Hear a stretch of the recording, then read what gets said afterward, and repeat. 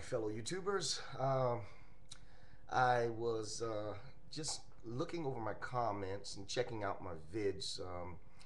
Got a few comments this morning on the Richard Dawkins "This is Crazy" video, and I still stand by what I said in that video. I still think what Richard Dawkins was saying is all but ludicrous. I mean, with the aliens and things, and everybody seems to be saying the same thing. Well, Richard Dawkins was saying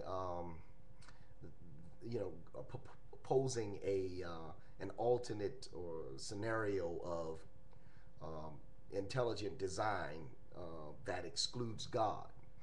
Of course, the obvious question is if aliens that evolved through some Darwinian mean, as he put it, seeded life on this planet, then of course where did they come from? But let's go beyond that. The one of the questions that I keep posing and it keeps getting ignored or overlooked is one of my biggest issues with evolution. Of course, I have a lot of issues with evolution. I'm sure you can see that. But one of my biggest problems with evolution is the beginning of life, or abiogenesis. And I've posed this question many times, and no one has answered it yet. Everybody keeps saying, abiogenesis has nothing to do with evolution, which I think in itself is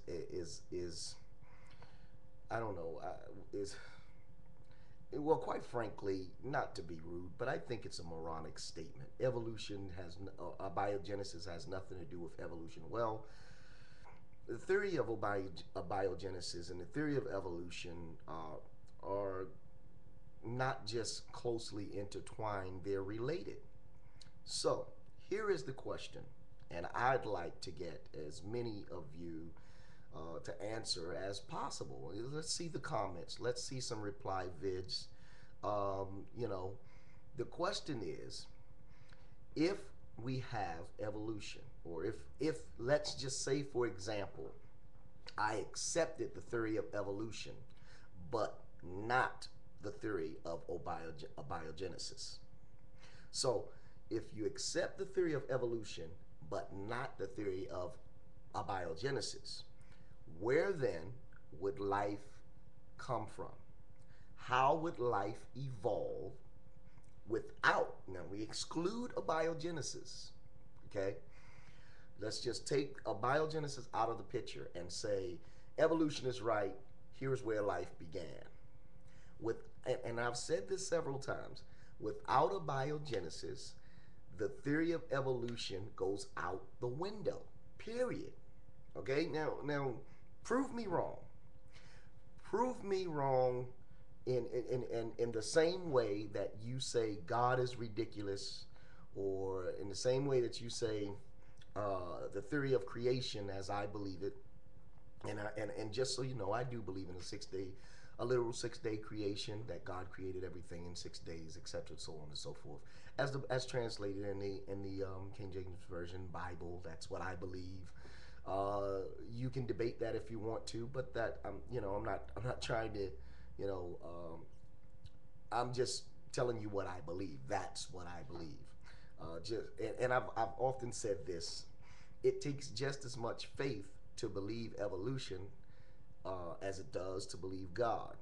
Now, I'm not one that's prone to throwing a bunch of scriptures out in these videos, but I will say this, excuse me.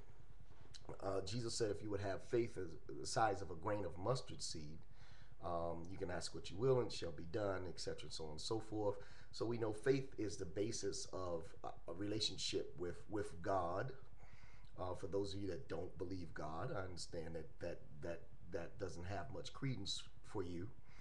But think about this, and I've said this constantly, and that is, you've never seen the beginning of life. No one has seen the beginning of life.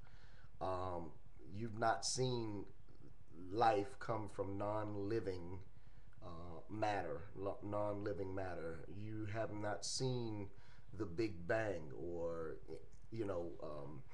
uh, the creation of the universe. Um, no one has seen life come from non-living matter. So, with that being said, um, you know, talk to me. Tell me, where do we get the beginning of life if we exclude abiogenesis from the evolution theory? Now, people have gotten very technical with me and said, and I understand something too. I understand science. People think that just because I believe God that I'm totally ignorant. That's whatever. That's a personal, and people attack me personally because of my beliefs. It doesn't make me an idiot.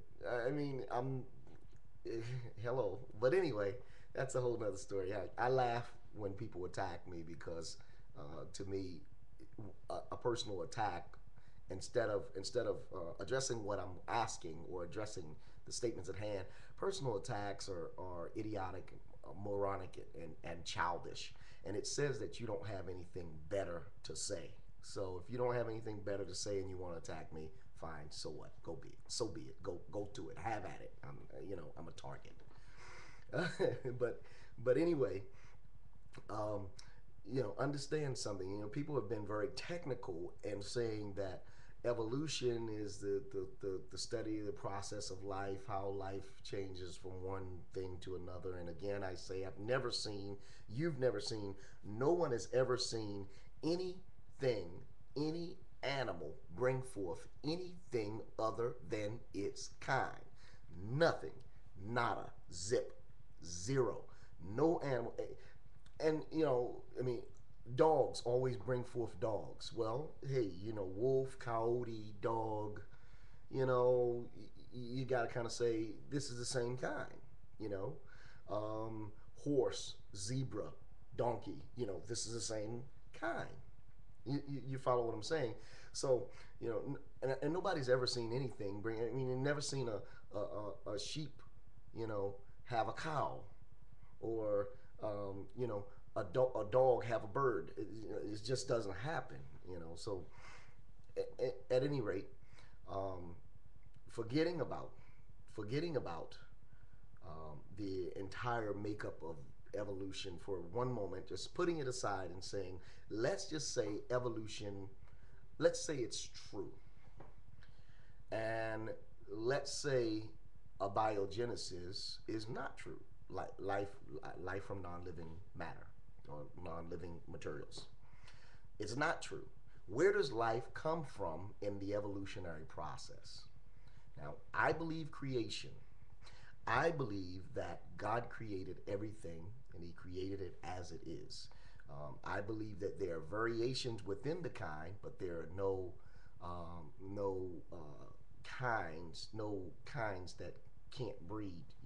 Or in other words, no animal can bring forth anything other than its kind. Variations within the kind, but nothing outside of the kind, etc., and so on and so forth. And be intelligent. I mean, I'm sure you understand what I'm saying here. So without abiogenesis, explain where life would come from in an evolutionary process. People keep trying to separate the two, and I keep telling you, you can't have evolution without abiogenesis, and you can't, and so tell me I'm wrong. Tell me that you can have evolution without abiogenesis, and demonstrate how, or show how, or tell how, or give a link to how. Okay. Um, Remember, I delete any comment with profanity. I will not. I review video responses, and I will not post video responses with profanity in them. We are a family channel, a ministry channel, so keep it clean. Let me have it. I'm waiting to hear it. Okay, have at it, and good day and happy YouTubing. Maybe I'll talk with you later today.